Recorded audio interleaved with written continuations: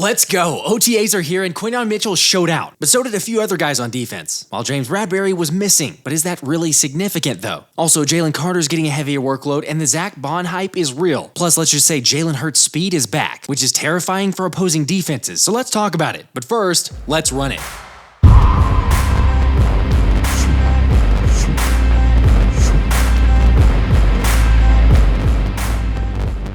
What's up, guys? Who doesn't love some Eagles OTA footage? Because that's what we got with the fellas being back in action and media access granted. And man, it just feels so good to see the practice and drills going on again. However, one dude who wasn't in attendance was cornerback James Bradberry, as the vet elected to not attend the voluntary practices. Now, let me make sure and just say that again. The practices are voluntary, so not really that big of a deal that JB wasn't there. But yeah, I get the speculation about Bradberry not being there being a reason to think the Eagles are out on him. Yet, by the way, we didn't have Devontae Smith at practice either, so really no reason to freak out. Just like it shouldn't be a big deal, although it was to some, by the fact that Smitty purchased a new house in New Jersey, with several critics saying it should have been bigger. Like, leave the man alone. I mean, heck, if anything, this is a smart move. And also, just for the record, while the Slim Reaper's living in a $600,000 house, he did buy his mom a house in LA. Anyway, I know that's crazy and kind of going off on a tangent, but just something I saw and thought was absolutely ridiculous. But let's get back to camp, because the other guys not there were Lane Johnson, Josh Sweat, Jake Elliott, CJ Uzama, and Keely Ringo. However, A.J. Brown was in attendance, as the group got in some drill work, and I think it's noteworthy to point out that second-year UDFA Joseph Ngata was second behind A.J. in the drills. Obviously forever to go, but with Devontae Parker somewhat surprisingly retiring, it does leave the question of who's going to assume the backup outside wide receiver role. So anyway, with Smitty not there, Ngata lined up as the opposite outside receiver with A.J. Again, not to be confused with wide receiver 3, which I think will end up going to Parris Campbell or Ainias Smith, eventually winning out. Also, this isn't a surprise to see, but Parris Campbell did get the first crack at slot wide receiver with the first team during 7-on-7s, but we'll get to more of that in a sec. Now, for those still suffering from the Brian Johnson screen pass PTSD, you may not want to watch the screen drills. However, it is Saquon, which yeah, I'm with you that it's insane to have him out there midnight green. Like, he no doubt adds a new dynamic to the offense, and it's going to for sure make teams pay in Kellen Moore's offense. Although maybe the best sight to see was Jalen Hurts under center. Yes, you're not seeing things. That is Jalen Hurts handing off to Saquon Barkley after being under center. It's a butte clog, it's a butte. Alright, I hear you that it's just a drill, and the Birds have done this in the past, just very sparingly, and I was kind of questioning or curious of what that play even was, but this time it actually means something. Because if there's one thing we know about Kellen Moore's offenses, it's that he loves to utilize different formations to stress the defense. So just saying, add that new dimension while also utilizing the fake handoff and a little swing pass to Barkley, and there's just so many options on ways to beat the defense. Oh yeah, Will Shipley also flashed some fluidity where I'd expect him to catch passes coming out of the backfield. And I don't know, there was some speculation seeing this Jalen Hurts clip that perhaps he's gotten faster or quicker. Yes, kind of hard to tell with it being such a short clip. Let's just say Hurts not being afraid of getting involved in the ground game is a good thing. Because how many times last season did we see QB1 look timid?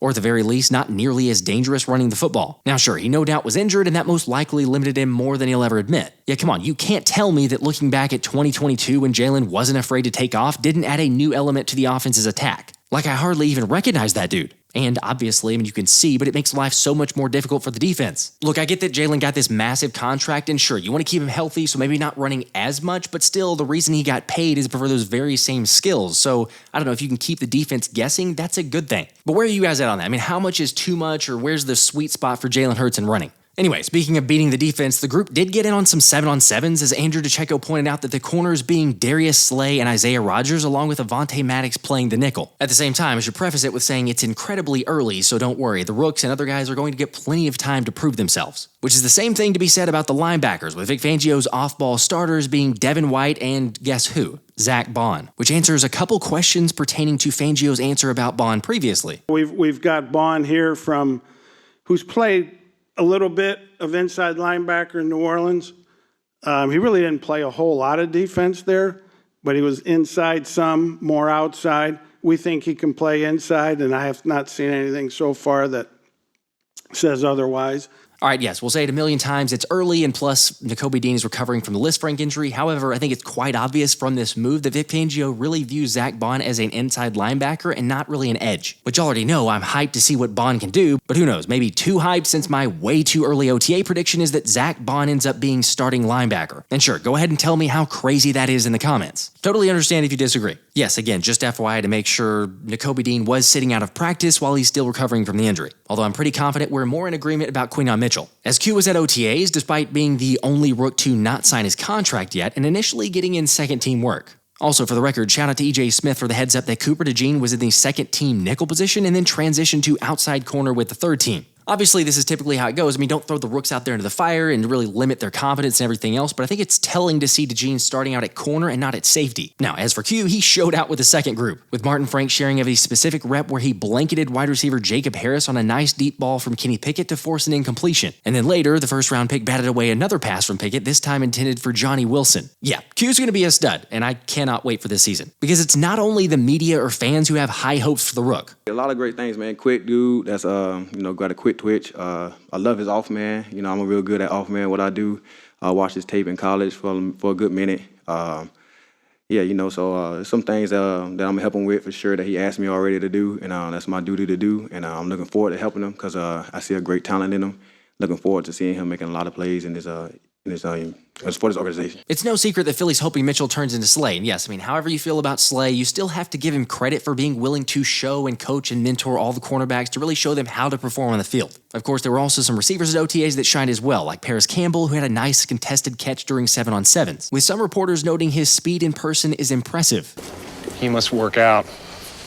By the way, for those wondering, Ainias Smith is still being cautious with a shin fracture he suffered in March, so was sitting out just to allow time to recover. And who knows, maybe he ends up being your wide receiver 3. I said it, and I still really believe it that he's the best option. However, I get it if some of you prefer utilizing Sub-Zero in the return game and then have him back up Campbell. Which, while we're on the topic of special teams, Olivia Reiner mentioned that the Eagles had Britton Covey and Cooper DeJean taking reps at punt returner, with others also adding Ainias was present but only taking mental reps during that portion. It really does feel like those are your 3 best option at punt returner right now, and honestly, I mean, having that depth there, because previously it was Britton Covey or really who else. But specifically for DeJean, you can tell the Birds have really high hopes for him. Because like PFN's Anthony DeBona pointed out, Fangio said in the past that he typically wants players to focus on one position unless they can handle it mentally. However, here we have Coop going with nickel, outside corner, and punt returner. I mean, there's no question I believe in him, and was hyped to get DeJean in the draft, much like Howie Roseman and the rest of the staff. Of course, DeJean isn't the only guy Fangio's got a lot of faith in, since Brandon Lee Gouton shared that Avonte Maddox was also taking third-team reps at safety in addition to being the first-team nickel, which again, like I just said, I think it bodes well for Maddox's chances of making the roster and getting a pretty good chance to play quite a bit, because obviously you make yourself more valuable having that versatility and being able to play multiple positions with multiple responsibilities. Plus, come on, we all know that Avonte can be a top-5 nickel if he's healthy, but again, I know that's a constant question if he's healthy and even able to be on the field. Now, on the flip side, the linebacker position with Devin White is a bit different. Sure, staying healthy is what we want for everyone, but it's more so just the production or lack of production recently in White's case. However, he also showed out, especially in coverage, locking up Saquon Barkley on a wheel route down the sideline to break it up and force an incompletion. I mean, honestly, just to say a linebacker broke up a pass is incredible, but this is really what we're expecting from White. Remember, this dude's got sub 4.4 speed at 6 foot 240 pounds. Add to it his leadership ability and having been on a Super Bowl squad, and I suspect you're looking at the next green dot wearer for Fangio's defense. And then another player who might be getting more playing time is Isaiah Rodgers, who based on reports didn't show much rust and gave Parris Campbell fits at times. However, like I mentioned earlier, Campbell also made a few good plays, so definitely one of the better battles. Yeah, talking about battles, there's one that's just ridiculous after Miami safety Javon Holland took a shot at Vic Fangio implying that he's a bad dude, saying that the new Miami DC Anthony Weaver actually relates to players, with the main difference being that he's actually a good person. Obviously not the first time hearing a Miami guy speak poorly of Fangio, with agent Drew Rosenau sharing several players felt a similar way. However, listening to Jalen Carter, that ain't even a problem. I'm all about old school football.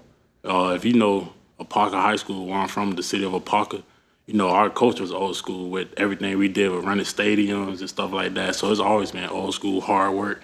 You know, I'm ready to be coached any kind of way, you know, old school, new school, whatever y'all want to call it. Thank you, and who can't wait to see the Bradman in beast mode this year? As he also said, he's been working out to take his game to another level, something we can hope Jordan Davis is doing as well. Yeah, we do everything I see us doing here is what we do. You know, a lot of players do a lot of extra. So probably right now he might be still out there doing extra while I'm over here talking to you guys. But, you know, they do a lot of stuff off the scene and stuff that probably I don't see. So, but right now I see like he's very conditioned. Okay, I talked about JD putting in the work on my last video, but really at this point, it's just time to put up or shut up. And it's even more important that it's in Fangio's defense. Because like Anthony DeBona shared, Fangio typically prefers playing his guys more snaps. For example, Christian Wilkins played 968 snaps last season compared to Jalen Carter, who only played 599. So yeah, but you know, that was kind of a given. I mean, Baby Rhino is going to be on the field a lot more than he was last season. Still though, I am hopeful for Milton Williams to make a more significant contribution than last season, yet not really much competition to JC. However, there is competition at corner. A lot. It's going to be a good competitive room, man. That's what we built for. This is what this job is for, to be competitive. But at the end of the day, I told the group, we all here to compete. And, and we all here to help everyone to get better. So it's not like, oh, somebody here better than that, hating on each other, any kind of stuff like that. We all here for each other, man. And who the best man wins, just take it from whatever it is and take it to the next team you go to, man, because we all here to help each other get better, not here to just, terminate somebody, And I told them all today, we all family at the end of the day. That's right, and I mean, honestly, competition just makes everyone better. Just like the offense today, who made things difficult on the defense. With Chris Franklin sharing of a couple of the biggest takeaways being motion to give the QBs intel and A.J. Brown used all over the field, which knowing Kellen Moore and how he likes to get the most out of his players on offense shouldn't be super shocking. But seriously, I mean, think about it. You're going to have A.J. in the slot, Devontae in the slot, Parris Campbell in the slot, Ainias Smith in the slot. I mean, this offense is going to be crazy. Something Saquon is a little excited about. Biggest thing, that struck me is our first 7-on-7 huddle. You see A.J. Brown, Devontae Smith, and Dallas Goedert and Jalen Hurts. It's not a bad group to be out there with, and that's not even including the offensive linemen. But we're all just coming in, buying in, trying to learn the playbook, trying to learn the system, and trying to get better each day. Personally, I'm really confident in what this offense will be, but maybe the biggest question is what's going to happen at right guard, with Tyler Steen getting the first team reps at center and is without question his job to lose. I know I got to earn every day. I'm not going to be given anything. I got to prove that I should be able to play. So that's just kind of how I'm looking at it and how I'll continue to look at it. First off, I love that mindset. Although it's fair that nothing's going to be handed to him, but after a year to learn from Stout and get some initial takeaways, it's fair to say the second-year pro is more confident. Really a lot farther, just like mentally and physically. I think coming in, you really don't know what's going on. Everything's pretty fast. And I think just having a year under the system, like working with Coach Stout, I think it's helped me out a lot. Last year, I kind of had the transition. It was kind of new to me. I think just spending that year at guard has given me a lot of experience there, and just allowed me to adapt. You know what I'm saying, and do stuff like that. So I think it's been pretty good. Cam does a really good job of just helping not only me but everybody in the room. He's really taking a step as a vet and being able to. And he has a lot of knowledge, really smart dude. So I think playing next to somebody like that is just going to naturally make you a smarter, better player. Again, that's exactly what you want to hear. Yes, y'all know that I'm high on Trevor Keegan, and I'd still argue that given what the Rook brings to the table with his tenacity, physicality, and overall mindset, that it's not going to be handed to Mean Steen. But honestly, like I've said, it's just great to have the depth and competition at several of these spots. Anyway, let me know what y'all's biggest takeaways were, what you're most excited about, and what questions do you want answered over the next couple months. Also, reminder that if you haven't gotten in on the giveaways, then you're missing out. Shout out to Matt with the Quinyon jersey and Jason who won the neon sign, plus all the other countless drawings we've done. But if you want a chance to win 2 Eagles regular season tickets, then head on over to that video, and then in that video, enter Dallas Sucks, where one lucky subscriber will get 2 Eagles regular season tickets. So make sure to hit that sub button and, maybe drop a like for good measure. Until next time, this has been the Philly Special.